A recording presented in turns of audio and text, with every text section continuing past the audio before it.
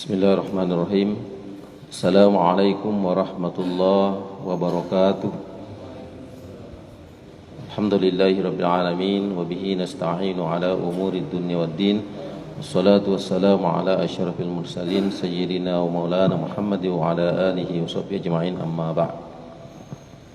Para orang tua kami yang kami muliakan, bersyukur kita kepada Allah Subhanahu wa taala pada subuh hari ini kita sama-sama diberikan oleh Allah Subhanahu wa taala kesehatan, kesempatan, sehingga alhamdulillah kita masih bisa melaksanakan ibadah kepadanya, melaksanakan sholat subuh berjamaah. Harapan dan doa kita bersama, mudah-mudahan segala amal yang kita lakukan itu senantiasa diterima dan diridhoi oleh Allah Subhanahu wa taala. Allahumma salli ala sayyidina Muhammad. Kita bersalawat kepada junjungan kita besar Muhammad sallallahu alaihi wasallam. Mudah-mudahan kita sama-sama mendapat syafaat dari Nabi kita Muhammad sallallahu alaihi wasallam. Pada subuh hari ini kita lanjutkan pembahasan kita dalam kitab Mukhtarul Ahadits An-Nabawi berkenaan dengan hadis tentang takwa. An Abi Dzar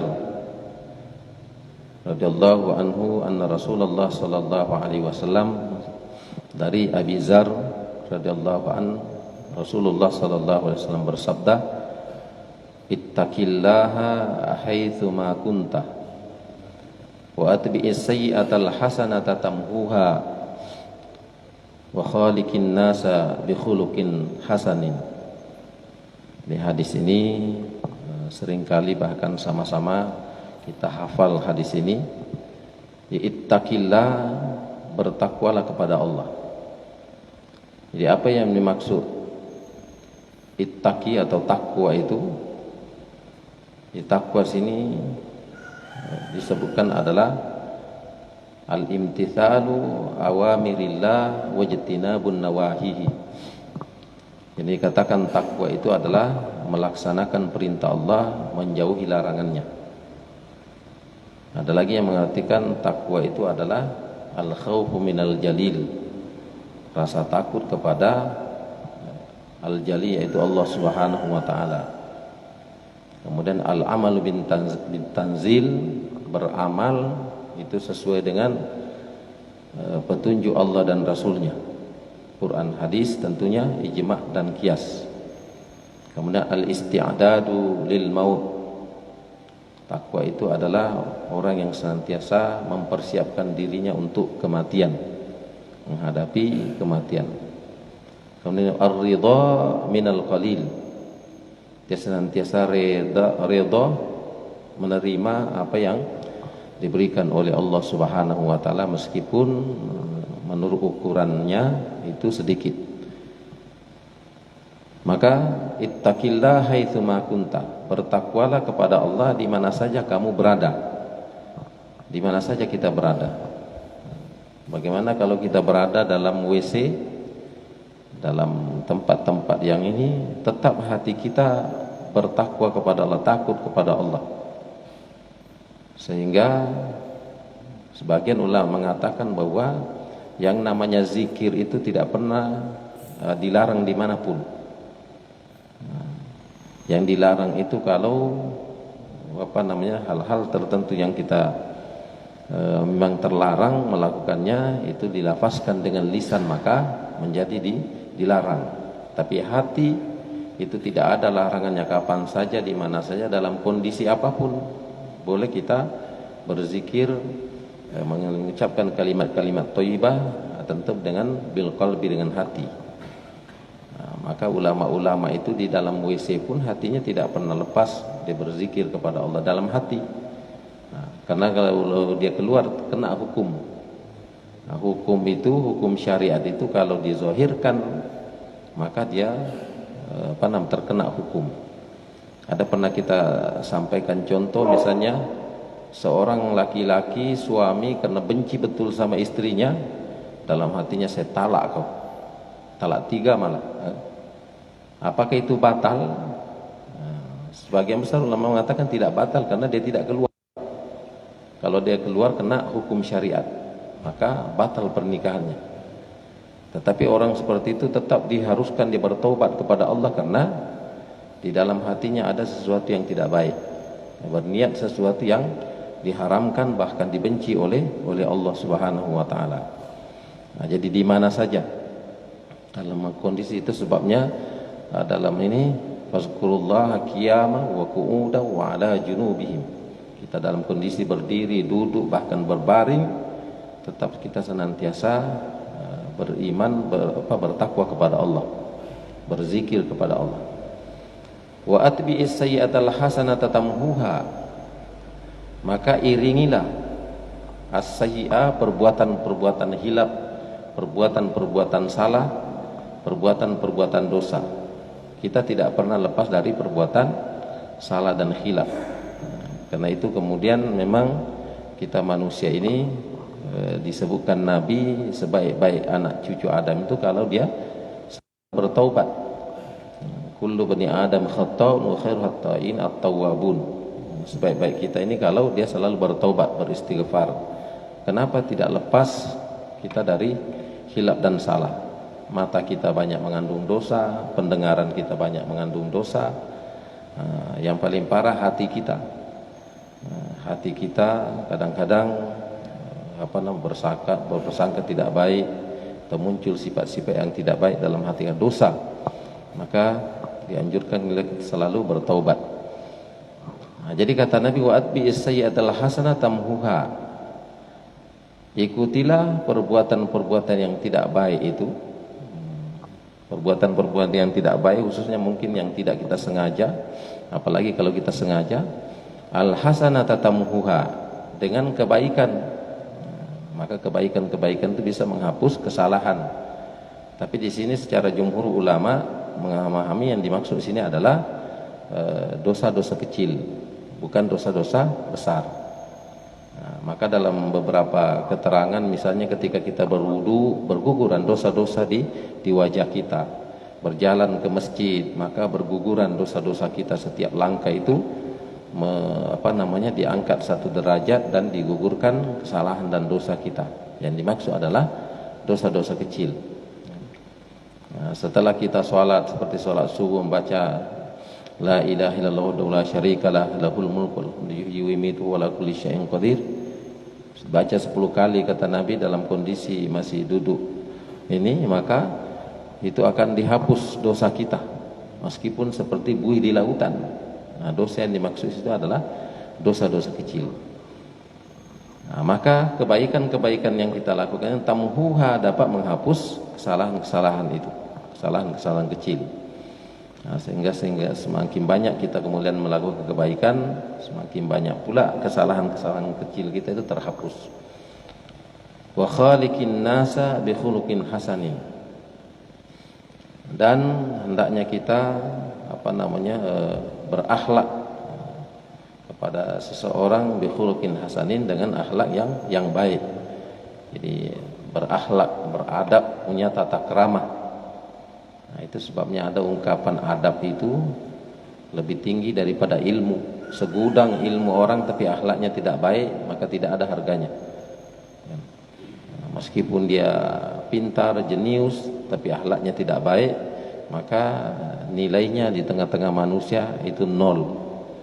Meskipun dia pintar, ada kadang-kadang orang hebat betul, tapi akhlaknya tidak baik. Rawahu At-Tabrani, hadis ini diriwayatkan oleh At-Tabrani. Kemudian berikutnya, ittaqillah, bertakwalah kepada Allah, wala tahkiranna minal ma'rufi syai'a. Kata Nabi, bertakwalah kepada Allah, jangan pernah tahkiranna itu menganggap remeh. Jangan pernah menganggap remeh minal ma'rufi, perbuatan-perbuatan ma'ruf. Perbuatan-perbuatan yang baik. Jadi suatu perbuatan baik jangan pernah dianggap remeh meskipun kecil. Sering kita gambarkan itu, sampai Nabi menganjurkan misalnya lihat duri kecil saja di jalan disingkirkan. Ada misalnya beling, pecahan kaca, kita singkirkan.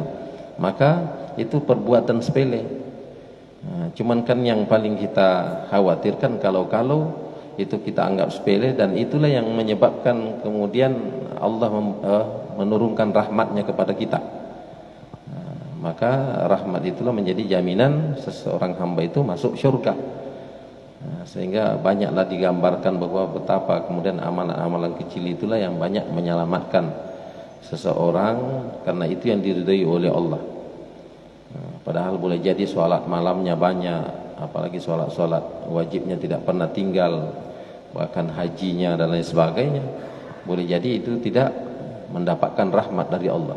Tapi perbuatan-perbuatan sepele, itu yang mendapatkan rahmat. Sehingga tidak boleh kita menganggap remeh. Jangan kau anggap remeh, kata Nabi, perbuatan-perbuatan kecil, perbuatan-perbuatan yang ma'ruf, meskipun itu sedikit atau kecil. Walau an tufridah min dalwika fi ina'il mustaqi. Bahkan kata Nabi, sekiranya, yaitu sekalipun kamu itu antufragah min dalwika, itu menuangkan air, dalwun itu ember, menuangkan air atau wadah. Sekalipun kamu itu menuangkan air, sepele itu, fi inail mustasqi, kepada orang yang membutuhkan minum, gelas lah misalnya kan, ada orang minum kita tuangkan gelas, itu sepele. Tapi itu adalah bahagian dari ketakwaan kepada Allah. Bahkan itu tadi bahwa jangan-jangan itu adalah amalan yang diridhai oleh Allah. Wa antalqa akhaka wa wajhuka ilaihi mumbasitun. Kemudian kata Nabi, bertakwalah kepada Allah dan temuilah saudaramu. Jadi temuilah saudaramu, hadapilah saudaramu, wajhuka, yaitu dengan wajah yang tersenyum, ilaihi mumbasitun. Jadi bertemu dengan saudara, menghadapi orang, mesti dengan diusahakan dengan wajah yang ceria, wajah yang tersenyum, tidak menggambarkan bahwa ada kebencian di wajah kita. Karena kata Nabi Shallallahu Alaihi Wasallam itu Pak, bahwa ketika seseorang itu dipandang wajahnya, di situ ada kemudian gambaran dari hati kan. Maka dalam psikologi itu Nabi kan ketika misalnya menyuruh melihat seorang perempuan mau dilamar misalnya, maka dua disuruh Nabi melihat. Pertama adalah wajah. Kenapa di wajah itu tergambar sungguhnya, kata ulama, semua sifat dan watak seseorang. Maka ada ilmu itu Pak, mempelajari tentang mimik kan, wajah ini. Kalau dia tersenyum begini, yang ada dalam hatinya seperti ini kan. Itu wajah itu tergambar. Maka kata Nabi, pandang wajahnya. Kita kalau mungkin disuruh memandang perempuan untuk kita jadikan istri, mungkin cantik apa enggak, itu saja kita ini kan. Tapi ternyata di wajah itu ada gambaran-gambaran tentang sifat dan watak seseorang itu, perempuan itu. Sama dengan di tangan kan, boleh dilihat. Kenapa tangan, kenapa enggak kaki misalnya kan. Tangan itu juga menggambarkan tentang struktur tubuh seseorang. Nampak itu Pak, kalau kita kurus itu nampak urat-urat kita, ya kan? Tapi kalau dia meskipun bajunya misalnya besar, boleh jadi orangnya tidak terlalu besar. Dilihat dari tangannya itu. Kecuali tangannya sakit bengkak, lain persoalan. Tapi kalau dia normal, itu tergambar tentang struktur tubuhnya seseorang. Maka bahagian dari ketakwaan itu menyapa kawan, teman, sahabat, seseorang dengan wajah yang ceria, itu bahagian dari ketakwaan. Maka ada istilah tabassama li akhihil muslim shadaqah. Kau tersenyum dengan saudara muslim itu sedekah. Bahkan itu dinisbahkan kepada Nabi, hadis kan? Hadis. Nah, itu sebabnya sering kita ungkap itu Pak, cadar itu khususnya dalam secara jumhur ulama tidak dihukumi wajib. Karena kalau dihukumi wajib bisa bertentangan dengan hadis ini bahwa tersenyum kan dengan saudara muslim sedekah. Berarti kalau kita tutup wajah kita menghadapi seorang, tidak bisa kita tersenyum. Tersenyum kita tapi tidak nampak oleh orang kan? Nah, kemudian ternyata ketika kita misalnya ibadah, sholat, tidak diperbolehkan menutup wajah, bahkan tidak sah ya? Nah, sesuatu yang melekat di tubuh kita kemudian kita sujud kemudian menghalangi wajah kita apalagi dahi kita, dihukumi tidak sah. Nah, tidak sah kan? Nah, karena melekat di badan kecuali terlepas. Nah, tawaf tidak dibenarkan pakai cadar. Nah, itu sebabnya dihukumi oleh banyak ulama itu hukumnya mustahabbah saja. Pakai cadar itu. Artinya bagus kan? Bagus. Disunahkan kalau memang dikhawatirkan ada kemungkinan muncul fitnah kalau dia tidak pakai cadar. Nah, tapi rata-rata sekarang orang pakai cadar Pak kan. Bahkan laki-laki pun pakai cadar sekarang. Masker itu macam-macam pula bentuknya Pak. Ada kayak matanya saja kayak ninja gitu kan. Nah, kemudian wa iyyaka wa isbalal izari fa innal isbalal azari minal makhilati. Kemudian kata Nabi sallallahu alaihi wasallam, bertakwalah kepada Allah, jangan sekali-kali kalian itu isbal. Nah, sering kita banyak kita dengar isbalnya Pak. Isbal ini menjulurkan kain. Isbalil izari itu sarung. Menjulurkan sarung pakaian ke bawah mata kaki, sehingga tertutup mata kaki, ya kan? Tertutup mata kaki. Nah, inilah kadang-kadang orang kurang salah memahami hadis ini. Karena ada juga di lain hadis itu berkenaan dengan termasuk dalam sholat gitu kan. Sehingga dia menghukumi kalau kita sholat tertutup mata kaki itu tidak sah katanya kan. Tidak sah sholat kalau tertutup mata kaki. Karena dilarang Nabi. Nah, tapi pertanyaannya kalau kita sholat pakai kaos kaki sah sholat? Secara jumhur ulama mengatakan sah sholat pakai kaos kaki laki-laki itu. Hanya dihukumi makruh kan? Hanya dihukumi makruh. Nah, maka kalau sarung turun ke bawah berarti sah saja sholat kan? Pakai kaos kaki saja sah.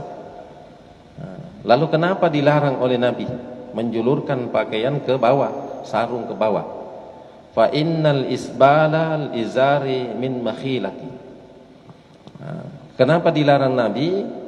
Kata Nabi, sesungguhnya isbal itu menjulurkan pakaian sarung ke bawah itu min makhilati, bahagian dari kesombongan. Nah, sombong. Nah, jadi kalau dia katanya Abu Bakar As-Siddiq itu, kalau kita baca sejarahnya itu, pakaiannya selalu menjulur ke bawah. Sehingga Nabi menyampaikan hadis ini, ada yang protes, ya Rasulullah, kok Abu Bakar itu pakaiannya ini menjulur ke bawah? Kata Nabi, dia tidak sombong. Nah, Abu Bakar tidak sombong. Nah, sehingga di zaman Arab jahiliyah itu, ketika orang sudah dapat jabatan, pangkat dan jabatan, dia punya status masyarakat, maka umumnya itu pakaiannya dijulurkan ke bawah. Sehingga muncul hadis ini. Nah, ini yang dikatakan asbabul wurud. Kenapa Nabi berucap melarang isbal itu? Karena bahagian dari kesombongan. Nah, sehingga pertanyaan kita untuk hari ini, apakah kita kalau menjulurkan pakaian ke bawah itu sombong? Belum tentu. Nah, bahkan secara umum tidak, ya. Nah, tidak sombong. Nah, maka sah-sah saja. Nah, jadi disinilah kemudian mesti dipahami betul namanya asbabul wurud. Kenapa Nabi berucap itu? Ternyata Nabi melarang melarang isbal itu karena umumnya orang ketika kemudian dia sudah punya status itu sombong nih. Maka salah satu bentuk kesombongannya dijulurkannya, dipanjangkannya pakaiannya ke bawah. Wala yuhibbuhallahu, dan itu dibenci oleh Allah kesombongan itu. Sombongan itu dibenci, bahkan masuk dalam al-kabair, dosa-dosa besar. Dosa-dosa besar. Kemudian wa inimru'un syatamaka wa ghayyaraka bi amrin laisa fi tu'ayyirhu bi amrin huwa fi. Kemudian kata Rasulullah sallallahu alaihi wasallam, bertakwalah kepada Allah, dan jika ada seseorang di antara kalian tentunya mencaci maki, syatamaka itu mencaci maki. Nah, jadi jika ada seorang mencaci maki kamu, wa ghayyaraka bi amrin laisa fika, padahal apa yang disebutkan padamu itu tidak ada. Dicaci makinya kita, padahal kita bukan tidak seperti yang dikatakan itu. Maka fala tu'ayyiruhu bi amrin hu fi. Nah, maka Nabi sallallahu alaihi wasallam, kata Nabi, jangan kau balas, ya kan? Nah, jadi bahagian dari ketakwaan. Diejek kita, dihina kita, nah, itu Nabi melarang untuk dibalas, gitu kan? Nah, karena memang tidak ada pada diri kita, meskipun tidak ada diri kita ataupun ada. Nah, kenapa? Kata Nabi sallallahu alaihi wasallam, kita akan mendapatkan bahagian pahala. Jadi ketika kemudian memang kita mampu bersabar, kan? Mampu bersabar untuk apa yang dikatakan itu. Nah, padahal tidak ada bi amrihi hufi, tidak ada dalam diri kita apa yang dikatakan itu. Boleh jadi yang mengatakan itu ada pada dirinya, ya. Kemudian wada'hu yakunu wabaluhu alaihi wa ajruhu laka. Nah, maka kata Nabi sallallahu alaihi wasallam, dan wabalu alaihi ajruhu. Jadi justru kemudian kita akan diberikan pahala oleh Allah Subhanahu wa taala. Pahala ketika kemudian kita mampu bersabar. Nah, di sini diriwayatkan oleh dari Jabir, dari Jabir radhiyallahu anhu. Tsumma qala ittaqil maharim. Kemudian kata Rasulullah sallallahu alaihi wasallam, takutlah kepada Allah, bertakwalah kepada Allah al-muharimah. Al-muharimah, haram. Jadi takutlah dalam artian hindarilah perbuatan haram itu. Di haram itu larangan, Pak. Maka al-haram, haramu bermakna mamnu. Nah, jadi belum tentu kalau ada sesuatu yang haram itu, Pak, berdosa besar. Nah, belum tentu. Jadi haram itu larangan. Maka kalau di Arab sana itu, Pak, kita misalnya mau beli, belanja, nawar, haram katanya. Artinya tidak boleh nawar. Status hukumnya itu belum tentu berdosa besar. Kan? Boleh jadi makruh, kan? Nah, jadi itu yang dikatakan haram. Nah, maka haram ini kan kalau dari status hukum ada dua bentuknya, kan ada haram li zatihi, ada haram li ghairihi. Nah, haram karena memang zatnya. Nah, ada makanan misalnya memang zat yang haram, babi haram. Nah, jadi tidak ada toleransi. Nah, kecuali daruratnya itu adalah kalau kita tidak lakukan bisa mati kita, maka itu yang dikatakan darurat. Ada memang perbuatan yang haram, meskipun sesuatu itu halal, kalau caranya itu kemudian haram, maka juga dikatakan haram, kan? Nah, jadi perbuatannya, jadi mendapatkan sesuatu, cari rezeki dengan cara yang haram, maka rezeki yang didapat pun menjadi haram. Nah, itu kata Nabi, ittaqil maharim, hindari, jauhi, takuti haram. Maka kalau kau takuti, kata Nabi, takun a'badakan nas, kamu akan menjadi seorang hamba yang benar-benar ibadah kepada Allah Subhanahu wa taala. Jadi menghindari yang haram yang dilarang, baik itu yang memang kalau kita lakukan berdosa besar atau sifatnya makruh. Banyak larangan makruh itu, Pak. Nah, Nabi melarang rajulun ayyabula qa'iman. Nabi melarang kita kencing berdiri, Pak. Apakah haram itu dosa besar? Nah, ulama mengatakan haramnya di situ adalah al-makruh, makruh saja. Nah, tidak sampai haram dalam artian berdosa besar kan? Nah, jadi itu larangan itu banyak bentuknya dalam Quran. Tidak asal haram itu berdosa besar, belum tentu. Boleh jadi hanya makruh. Makruh itu sesuatu yang kalau dilakukan tidak pula berdosa, hanya saja kalau ditinggalkan itu mendapatkan pahala. Nah, maka untuk menjadi orang yang bertakwa itu salah satunya dianjurkan Nabi, tinggalkan yang haram-haram itu. Kau akan menjadi manusia yang baik, menjadi manusia yang benar-benar ibadah kepada Allah. Warda bima qasamallahu laka takun agnian nas. Kemudian kata Nabi, bertakwalah kepada Allah, warda bima qasamah. Warda itu rela, senang.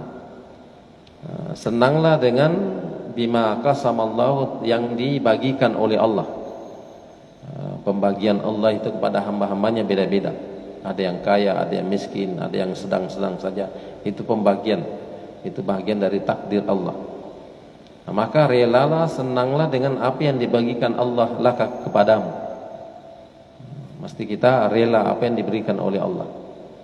Nah, kalau tidak maka muncul nanti iri hati. Kok saya dengan tetangga saya sama-sama saja pekerjaan saya, kok dia lebih kaya, saya agak miskin gitu kan. Nah, muncul dalam hati seperti itu, berarti tidak ridha menerima pembagian Allah, tidak ikhlas. Nah, takun agniyan nas, kalau kau lakukan itu ridha menerima apa yang diberikan oleh Allah, maka kamu menjadi orang yang paling kaya di tengah-tengah manusia. Kaya kita ketika kita ridha menerima ketentuan Allah. Nah, karena orang yang ridha itulah yang banyak bersyukur itu, Pak. Sedikit dia dapat bersyukur kan.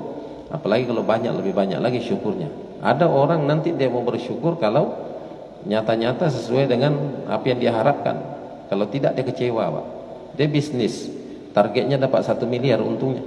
Ternyata setelah dihitung-hitung hanya 100 juta. Kecewa, dia tidak mau bersyukur.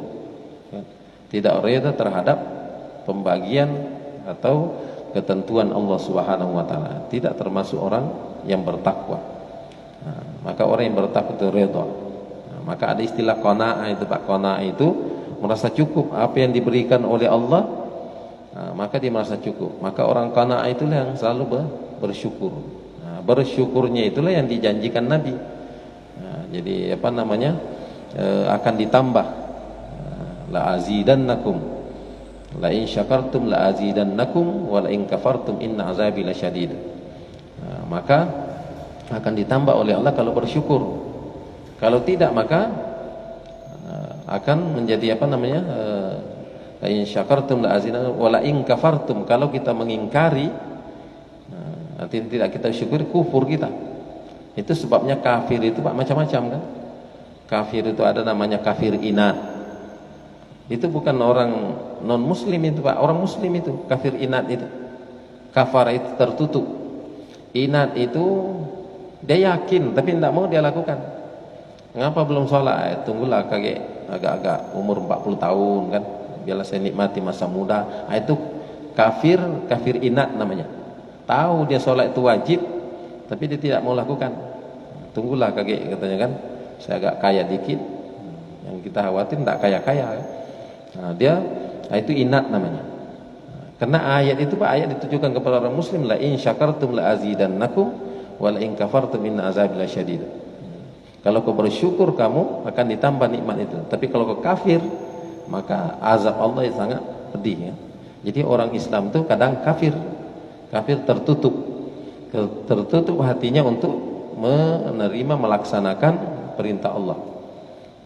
Kecuali dia mengatakan, sholat itu rutinitas saja, tidak penting tidak sholat. Maka namanya kafir ingkari. Orang yang tidak sekeyakinan dengan kita namanya kafir ingkari. Pokoknya mulut dan hatinya itu sama itu kan. Pokoknya dia ingkari. Itu kafir ingkari. Ada lagi namanya kafir inat atau nifak. Nifak itu munafik. Ketemu orang dia pura-pura gitu kan. Dalam hatinya berbeda dia hatinya dengan di mulutnya. Ketemu orang yang non ini, saya sama dengan kamu katanya kan. padahal dia muslim misalnya. Tapi ketika ketemu dengan orang muslim, ngaku pula dia apa dengan, padahal dia misalnya tidak sholat dan lain sebagainya. Nah, itu munafik, jadi kafir, nifak namanya. Kemudian wa ahsin ila jarika takun mu'minan. Kata Nabi, bertakwalah kepada Allah dengan cara apa? Wa ahsin ila jarika takun mu'minan, dengan cara wa ahsin, berbuat baik kepada ila jarika, tetanggamu. Nah, ada yang mendefinisikan tetangga itu Pak 40 rumah, samping kiri kanan depan belakang.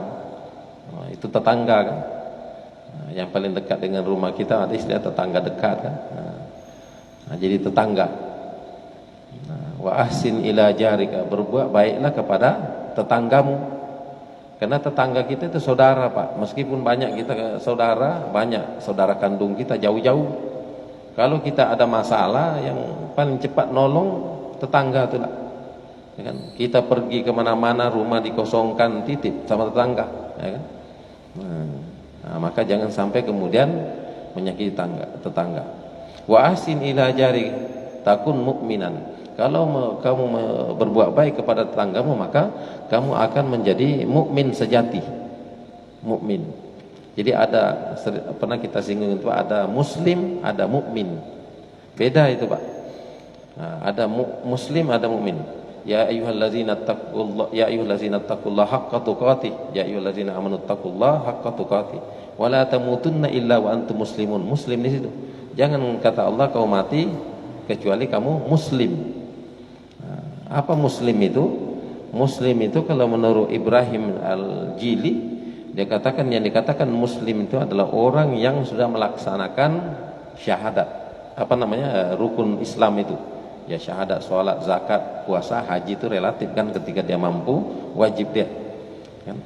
Nah, maka dia melaksanakan rukun Islam namanya muslim. Jadi kata Allah, jangan kamu meninggal kecuali muslim. Nah, muslim dalam artian sudah melaksanakan rukun Islam itu. Ada di atasnya namanya mukmin. Maka setiap orang berdoa itu, Allahumma ighfir lil muslimina wal muslima wal mu'minina wal mu'minat. Kadang juga dibalik orang, Allahumma ighfir lil mu'minina wal mu'minat wal muslimin wal muslimat. Mukmin itu justru lebih tinggi derajatnya, statusnya menurut sebagian ulama. Mukmin itu di samping dia menunaikan rukun Islam itu, juga dia mendalami tentang rukun iman, keyakinan kepada Allah, kepada para malaikatnya, kepada Rasul, kitab, qada dan qadarnya, hari kiamat, qada dan qadarnya. Nah, maka namanya mukmin. Itu mukmin. Nah, jadi muslim. Nah, tapi paling tidak status wala tamutunna illa wa antum muslim, jangan kau mati kecuali muslim. Nah, jadi berbuat baik kepada tetangga itu, kata Nabi, kamu akan menjadi mukmin sejati. Mukmin sejati. Wa ahibba linnasi ma tuhibbu li nafsika takun musliman. Maka cintailah manusia, seseorang, ma tuhibbu li nafsika, bagaimana kau mencintai dirimu sendiri. Nah, ini yang berat nih Pak. Kita lebih cintalah kan dengan diri kita daripada diri orang kan. Keluarga kita pun kadang-kadang kita abaikan Pak. Dalam berdoa saja Pak, orang banyak berdoa itu dia sudah berkeluarga, kalau dia berdoa dirinya sendirilah, ya Allah selamatkan aku, padahal di belakangnya ada istrinya, ada anaknya, ya, ya Allah ampuni dosaku, dia tidak mengampunkan dosa-dosa keluarganya. Maka pernah saya katakan Pak, ketika kata ulama kita sholat taubat itu, pernah saya ungkap di sini, sholat taubat itu sujud terakhir itu kita minta diampunkan dosa kedua orang tua kita. Kita minta kepada Allah dalam hati, ampuni dosa kedua orang tuaku. Nah, kemudian orang tua yang yang melahirkan orang tua kita, kakek buyut kita kan. Nah, kemudian ampuni dosa saudara-saudara saya, saudara-saudara kandung kita kalau memang ada kan. Nah, ampuni dosa anak-anak, ya kan, kalau punya anak kan. Kemudian ampuni dosa istriku karena kita suami kan. Ampuni dosa istriku, ampuni juga dosa guru-guru saya kan, Kemudian ampuni dosa saya ya Allah sebagaimana Kau mengampuni para aulia, para syuhada. Nah, itu yang kita minta itu. Jadi tidak kita mendoakan diri sendiri, jadi itu bagian dari sedekah. Nah, sedekah. Nah, bahkan ampuni dosa kaum muslimin dan muslimat. Kan? Nah itu katanya siapa yang mengamalkan seperti itu maka akan selalu diberi ketenangan jiwanya karena banyaknya orang disedekahi. Kita enggak, ya Allah ampuni dosa saya. Padahal istri saya enggak, istri kita tidak ini. Nah begitu juga istri kita. Kalau istri kita dia memohon ampun, nah, untuk dirinya, keluarganya kan, anak-anaknya, suaminya kan. Nah bahkan istri itu Pak, ada keterangan saya baca itu, istri itu sebagian besar ulama memahami lebih makbul doanya daripada suami.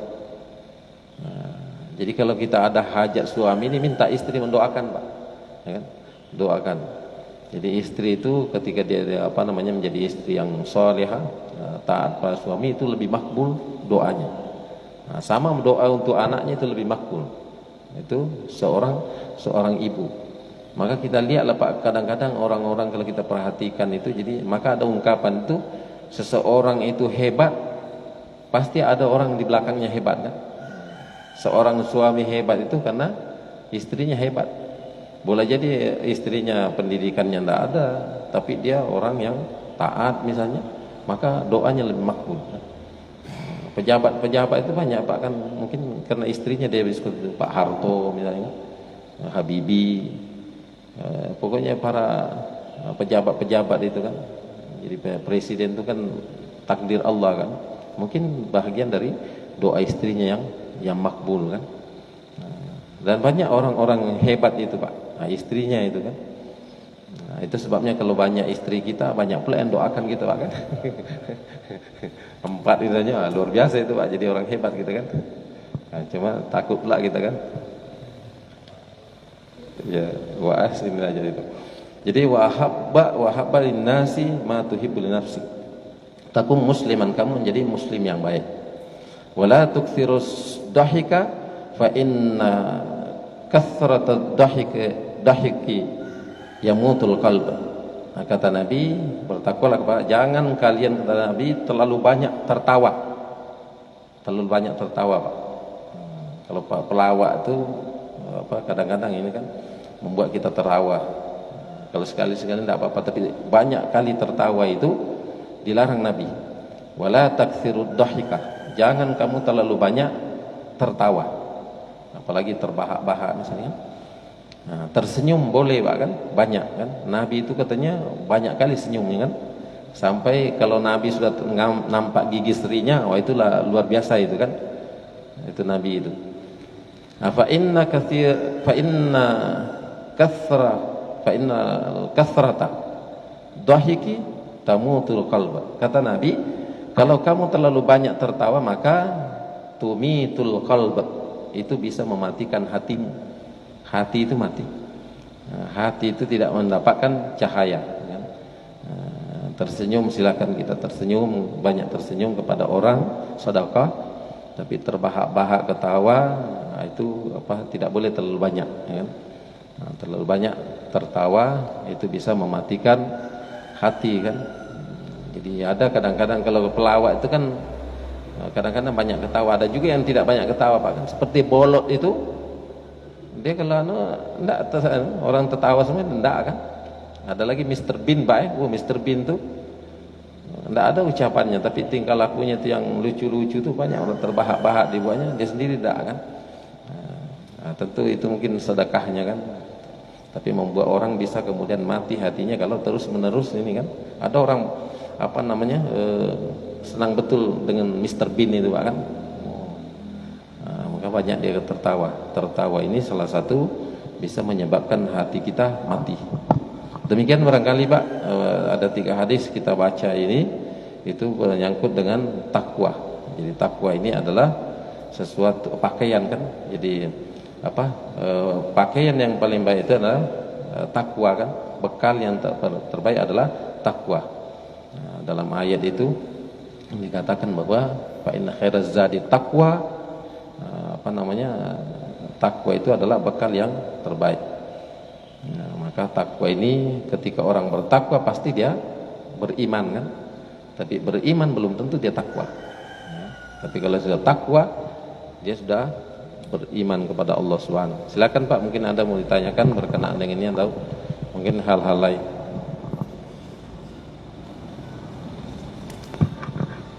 Kepada bapak-bapak yang ingin bertanya dipersilakan.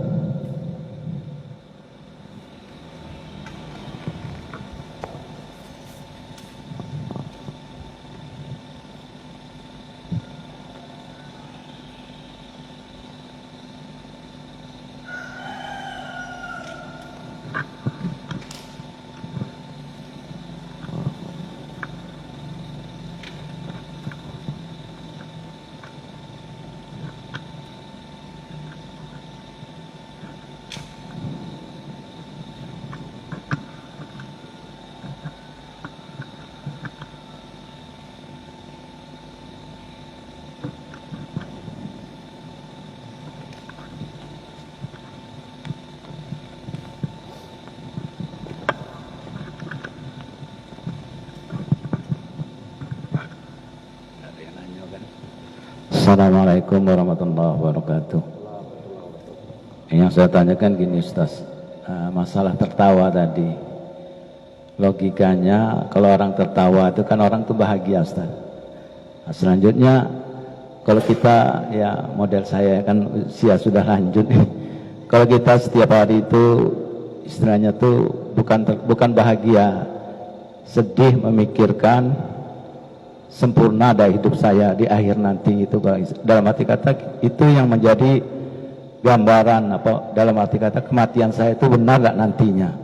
Jadi kehidupan itu diisi dengan perasaan was-was, jadi dalam arti kata sedih, bukan sedih tapi berwas-was, sehingga itu meninggalkan ketertawaan yang berbahagia tadi itu. Apakah itu yang harus kita isi? Terima kasih. Assalamualaikum warahmatullahi wabarakatuh.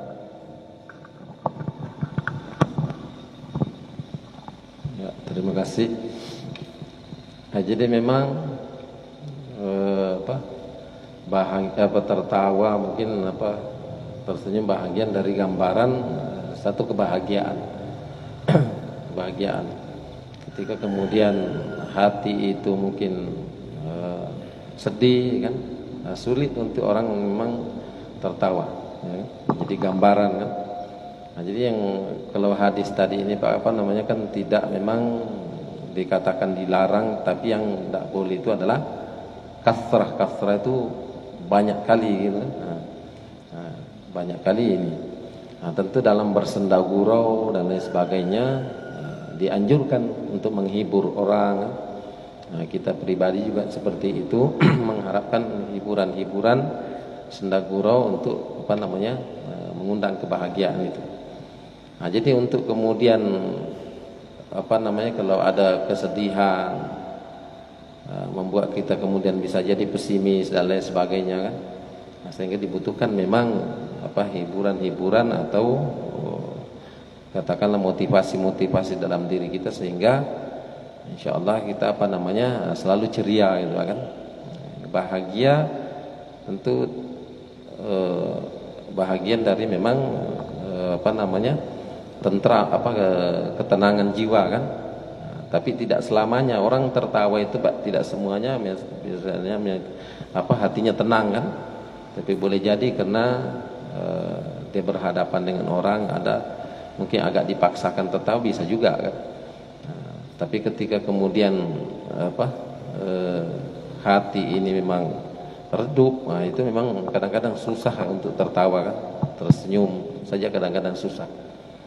Nah, maka dalam kita hidup ini juga dianjurkan jangan sampai berlarut-larut dalam kesedihan, karena itu bisa membuat kita juga hati kita itu rusak gitu kan. Boleh jadi tidak mati tapi redup gitu kan. Nah, kalau banyak tertawa tadi disebutkan Nabi itu mungkin dikatakan tamutul qalb, bisa mati gitu kan. Nah, itu mungkin yang saya tangkap tadi itu Pak, kurang inti pertanyaan tadi itu Pak. Maksudnya sedih gitu Pak ya. Nah, jadi kesedihan itu, maka dalam bimbingan Imam Al-Ghazali itu Pak, hati sedih itu untuk kemudian muncul supaya dia hidup hati itu kan dianjurkan biqiraatil Quran. Maka ada ayat tuh, ala bizikrillahi tatmainnul qulub. Nah, dengan berzikir kepada Allah, membaca ayat Al-Quran itu, maka hati itu akan tenang gitu kan. Nah, hati akan tenang. Maka ada orang kata, misalnya kalau ulama-ulama dulu itu Pak, apalagi dia orang suluk itu dia mencari jalan untuk dekat kepada Allah, itu dia uzlah namanya Pak. Uzlah itu pokoknya dia meninggalkan keramaian, masuk ke satu tempat, atau katakanlah mungkin dia menyepi, buat pondok misalnya di hutan, dia berzikir di situ. Maka dia hatinya tenang Pak kan, hatinya tenang. Maka orang yang tenang hatinya itu kadang-kadang rasa lapar itu pun hilang Pak kan, rasa lapar itu hilang. Maka pernah saya gambarkan itu Pak, orang kalau hatinya tenang itu rasa sakit itu tidak terasa. Nah, ketika kemudian Sulaikha itu dicerca oleh masyarakat, dihina karena dianggap dia selingkuh dengan Nabi Yusuf itu, maka dia cari cara Pak kan, cari cara untuk kemudian membuktikan bahwa memang saya salah, tapi tidak bisa saya hindari itu. Nah, diundangnya ibu-ibu pejabat istana itu, disediakan buah-buahan, kemudian ada pisau tajam kan. Nah, dipanggillah Nabi Yusuf keluar kan. Nah, jadi ketika waqala takhruj alaihinna falamma ra'aynahu akbarnahu wa qatta'na aydiyahunna wa qulna hasya lillahi ma hadza basyara in hadza illa malakun karim. Itu dalam surah Yusuf digambarkan oleh Allah begitu. Sulaikha disuruh keluar, kau keluar Yusuf. Keluar Nabi Yusuf. Ketika dia keluar Nabi Yusuf terpanah semua perempuan itu melihat Nabi Yusuf. Sampai dia katakan, wah ini bukan manusia, malaikat ini. Sambil dia ngiris-ngiris buah-buahan itu, habis tangannya, tidak ada sakit Pak, ya kan? Karena hatinya tenang kan? Tidak ada sakit. Ketika kemudian sudah berlalu Yusuf, baru teriak semua lah, putus semua jari-jari tangannya, ya kan? Kata Sulaikha, itulah kau tuduh saya tak ini, kau pun tak sanggup katanya kan? Itu maka hati itu. Nabiullah Ayyub itu Pak, Nabi Ayyub itu salah seorang nabi yang diberi ujian oleh Allah, hancur tubuhnya Pak, dimakan ulat gitu bahasa kita kan. Jadi belatun-belatun itu habis. Tapi yang diminta Nabi Ayub itu, ya Allah jangan sampai hati saya ini dimakan ulat kan, sehingga saya tidak bisa lagi berzikir. Dia tidak pernah merasa sakit. Istrinya sampai minta cerai, ditinggalkannya suaminya karena tidak sanggup, disuruhnya berdoa, tidak mau dia berdoa. Kata Nabi Ayub, baru beberapa lama saya diuji oleh Allah, saya harus mengeluh kepada Allah. Tidak, katanya kan, saya sudah puluhan tahun saya dikasih oleh Allah nikmat, baru kemudian diberikan sedikit ini ujian, masa saya harus mengeluh kepada Allah kan? Itu Nabi Pak kan, makamnya Nabi. Kalau kita baru sakit gigi teriak-teriak kita Pak. Itu Nabi. Tidak pernah dia merasa sakit. Kenapa dia selalu berzikir kan? Berzikir. Jadi mungkin itu Pak gambaran hati kita itu memang itu tadi, makanannya hati ini itu tadi, ingat kepada Allah. Ingat kepada Allah. Sehingga ada ulama tasawuf mengatakan begini Pak, bahwa orang yang tingkat iman yang tinggi itu ketika dia berada di tengah-tengah halayak ramai tapi mampu hatinya berzikir. Masuk kita dalam pasar Pak, selalu dalam hati terucap subhanallah, alhamdulillah. Wah, itu hebat itu Pak, ya kan? Lihat orang berbuat maksiat, subhanallah, masih berzikir, ingat kepada Allah gitu kan. Nonton bola bisa kita ingat Allah Pak. Susah itu. Lagi seru-serunya teriak. Kadang-kadang kita tuh saking senangnya kan, kalau nendang bola tuh kita pun langsung miring gitu kan. Serius betul kita kan, padahal bola tuh tidak pula kena kita kan. Ada kegembiraan tersendiri ketika seperti itu kan. Itu suasana hati kita Pak. Jadi suasana hati. Tetapi memang itu saya tadi bahwa ketawa itu tidak identik memang hati tenang, tapi boleh jadi kegembiraan yang sesaat Setelah itu sedih lagi kita. Maka untuk kemudian abadi hati kita tenang, mudah tersenyum, mudah gembira, maka itu tadi mesti kemudian dikasih makan hati kita. Makanannya adalah zikir kepada Allah, makanannya adalah qiraatul Quran, makanannya adalah salat itu. Menyambung itu sebabnya Pak ada ulama berfatwa begini, bahwa siapa yang mendawamkan salat lail, salat malam itu, salat tahajud bahasa kita, maka dia tidak akan pernah ditimpa kesedihan yang merusak jiwanya. Kalaupun dia kena musibah, biasa saja. Nah, itu fadilahnya kan, salat malam itu. Kenapa? Memang sudah dijaga oleh Allah hatinya.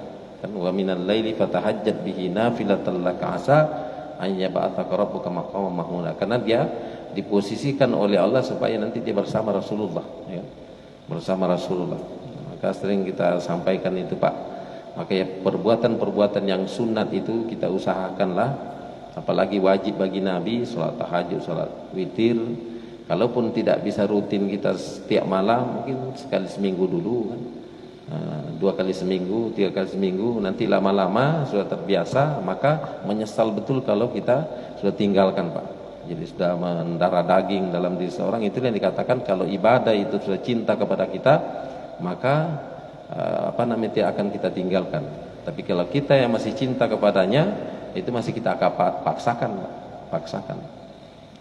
Ada orang masih terpaksa soal apa? Masuk lagi waktu katanya kan. Nah, seolah-olah kesal, cepat betul waktu masuk. Isya lagi katanya kan. Maghrib lagi, kan? Seolah-olah itu beban. Tapi ada orang memang pokoknya memang dia mempercayai sebentar lagi ini kan, saya harus wudhu dulu apa semacamnya. Itu semua mempersiapkan. Itu menunjukkan bahwa ibadah itu sudah cinta kepadanya. Nah, bukan dia lagi mencintai ibadah itu. Maka kalau suatu ibadah itu sudah cinta kepada kita, itu satu hidayah yang amat sangat besar. Taufik hidayah yang diberikan oleh Allah. Nah, dan itu rahmat yang tentunya luar biasa. Barangkali itu Pak, mau minta maaf karena apa yang saya sampaikan ini mungkin tidak nyambung apa yang ditanyakan tadi. Mungkin satu lagi Pak, sudah menunjukkan jam 6. Kepada bapak-bapak yang lain yang ingin bertanya, dipersilakan. Di luar pembahasan juga tidak apa-apa.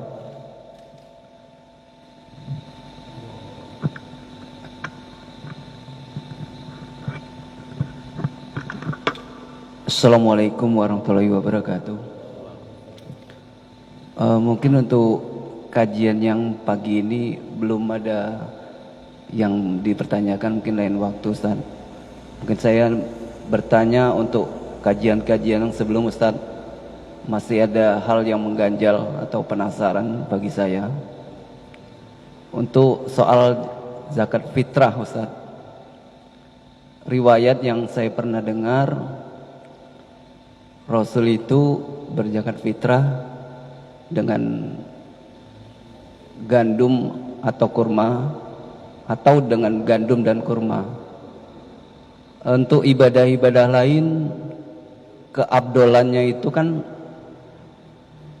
mirip dengan Rasul ibadahnya, walaupun sunat apalagi yang wajib. Jadi semakin mirip semakin abdol. Bagaimana dengan zakat fitrah ini Ustadz? Apakah kita jika sama dengan Rasul berzakat fitrah, misalnya dengan kurma dan gandum, itu suatu keabdolan? Apa asbabulnya kalau kok bisa dilihat dari ajas manfaatnya gitu Ustaz? Apakah lebih abdol jikalau kita mampu berzakat fitrah dengan kurma dan gandum? Mungkin dari saya itu Ustaz. Assalamualaikum warahmatullahi wabarakatuh. Assalamualaikum warahmatullahi wabarakatuh. Ya, terima kasih. Nah, jadi hukum yang disepakati oleh jumhur ulama itu Pak, yang mesti kita terapkan dalam kehidupan kita ini adalah Quran, hadis, ijma' dan qiyas. Nah, jadi kenapa kemudian Nabi itu kan berzakat dengan gandum kurma, kan? Gandum dan kurma.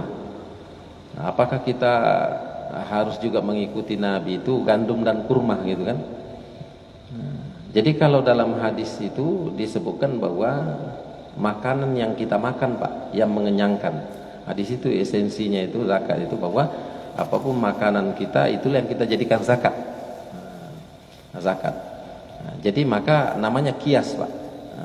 Kias. Nabi gandum dikiaskan ke beras karena beras itu yang mengenyangkan kita. Mungkin kalau gandum makanan sehari-hari kita tidak apa-apa ini kan. Maka apapun makanan kita yang kita makan sehari-hari yang mengenyangkan itu Pak, itulah yang kita pakai zakat. Di Indonesia ini boleh jadi ada orang makan ubi Pak, ubi kayu itu yang dijadikan zakat. Sagu misalnya atau jagung, itu anunya. Kalau itu yang menjadi makanan pokoknya. Jadi makanan pokok yang ini, kalau di Arab itu makanan pokoknya adalah gandum dengan kurma kan. Nabi itu buka puasa gandum kurma 1, 3, 5 itu kan. Itu makanan pokoknya. Jadi itu menggunakan kias. Maka kalau kemudian kita meniru Nabi, gandum juga menyalahi karena tidak makanan pokok. Itu masalahnya. Tidak makanan pokok dan tidak mengenyangkan kita.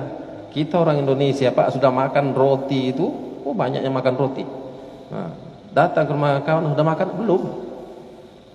Karena yang dianggap makan itu kan makan nasi kan. Itu gitu kadang itu Pak. Lah banyak cemilan-cemilan dimakan roti apa semacam, ditanya udah makan belum? Belum. Padahal banyak dia makan, cuman bukan nasi gitu kan, bukan beras. Karena itulah yang dia makan yang mengenyangkan. Maka di situ kiasnya Pak kan, kiasnya. Maka bukan menyalahi Nabi, tetapi justru mengikuti petunjuk Nabi bahwa itu yang mengenyangkan. Karena makanan pokok gitu kan, makanan pokok kita beras. Banyak itu Pak hal-hal seperti itu kan. Di zaman Nabi itu memang itulah kan. Sama halnya misalnya kurban Pak, kita mau sebentar kurban kan. Sering saya singgung juga itu kurban itu Nabi itu tidak pernah Pak baru kurban pakai kerbau kan, tidak pernah. Kurban tidak pernah. Bahkan mengatakan sapi tidak pernah Nabi kan. Tapi apa yang dikurbankan Nabi? Onta, kambing. Ya. Pertanyaannya boleh tidak kita sapi kan? Boleh tidak kerbau? Bahkan yang ada dalam nas itu Pak, onta, sapi, kambing, biri-biri, domba itu tidak ada kerbau itu Pak. Maka jumhur ulama mengatakan sangat boleh kerbau, itu kias namanya. Karena sapi itu boleh, maka boleh kerbau. Karena sapi dengan kerbau itu sama saja, beda warna, beda status saja kan, tapi sama-sama binatang ternak, ya kan? Binatang ternak. Kalau di kampung saya di Sulawesi itu Pak banyak, kalau musim kurban itu kerbau, lihat orang kan. Karena itu yang banyak, sapi malah agak kurang sana kan.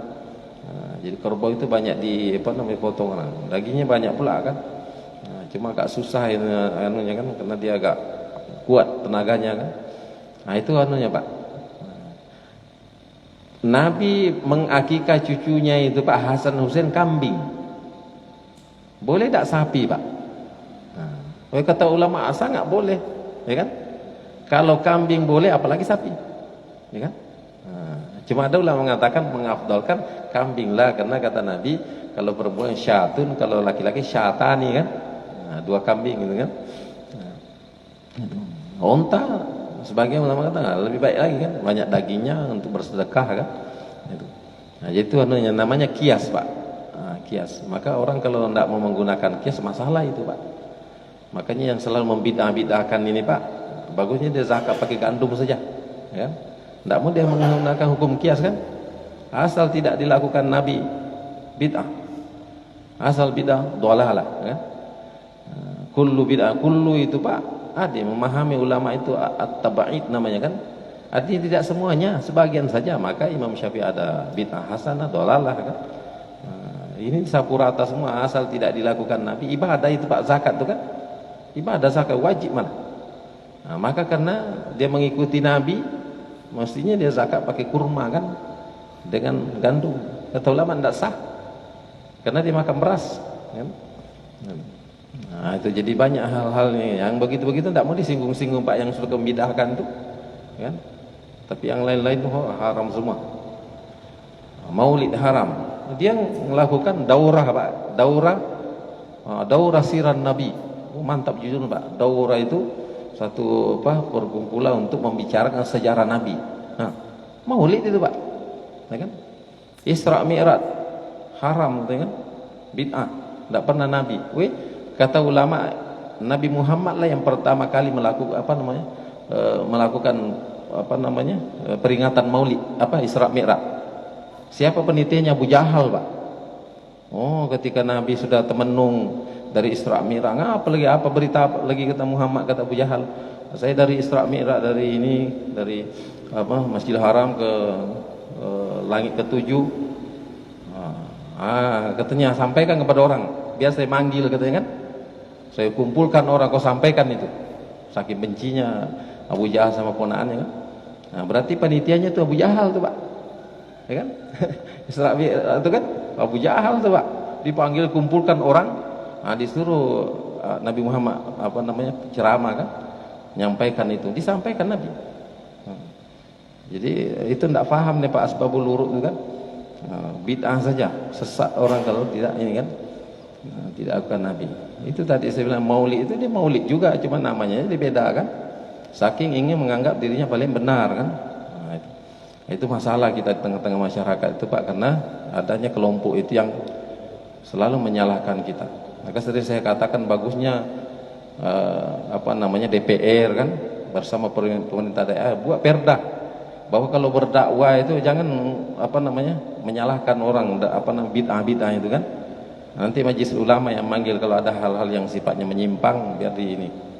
Nah, jangan setiap dakwah bid'ah, sesat, masuk neraka semua kita nih Pak. Ya, kalau dia kan, nah itu banyak berkembang, dikuasainya media Pak. Ya, dikuasainya media, nah, luar biasa. Dananya tuh Allah alam dari mana kan. Nah, alasannya saya tidak ada dapat amplop kan, karena di zaman Nabi katanya tidak ada amplop kalau ceramah itu katanya kan, haram katanya kan. Tapi setiap bulan masuk rekening, memang tidak pakai amplop Pak, masuk ke rekening, tidak ada amplopnya memang. 20 juta sebulan kata masuk ke rekeningnya. Betul lah, tidak pakai amplop, langsung masuk ke rekening kan. Nah itu Pak. Yang pakai amplop itu bid'ah. Masuk rekening tidak. Nah, barangkali itu Pak, guyon saja itu tadi berkenaan zakat itu. Jadi justru tidak afdol, bahkan dihukumi tidak sah ketika berzakat memakai gandum, karena bukan makanan pokok. Intinya adalah makanan pokok, dan 4 mazhab itu seperti itu pemahamannya Pak. Meskipun nanti Imam Hanafi agak longgar bahwa boleh ditukar makanan pokok itu dengan dinar, dengan uang. Mungkin itu Pak. Demikian barangkali kita tutup dengan membaca Al-Qur'an al-Hazinul Hasan. Sallallahu alaihi wasallam. Al-Fatihah. Bismillahirrahmanirrahim. Iyyaka na'budu wa iyyaka nasta'in. Ihdinas siratal mustaqim. Siratal ladzina an'amta 'alaihim ghairil maghdubi 'alaihim waladdallin. Amin. Amin. A'udzubillahi minasyaitonir rajim. Bismillahirrahmanirrahim. Alhamdulillahirabbil alamin. Allahumma shalli ala sayyidina Muhammad. Allahumma jajjamana hadza jam'a marhuma tafarraqana min ba'di tafkana ma'suma. Allahumma inna ilman nafi'a wa amalan mutaqabbala wa rizqan wasi'a. Ya Fattahu ya alimna qulubana bi nuri ma'rifati wa ftah lana wa arifin. Allahumma faqqihna fid din wa 'allimna fit ta'wil. Rabbi shrah lana sudurana wa yassir lana umurana wahlul 'uqdatam min lisanina yafqahuna qawla. Allahumma ighfir lana dzunubana wa liwalidina warhamhum kama rabbawna shighara. Rabbana atina fid dunya hasanah wa fil akhirati hasanah wa qina azabannar. Wa sallallahu alaihi walhamdulillahi rabbil alamin. Assalamualaikum warahmatullahi wabarakatuh.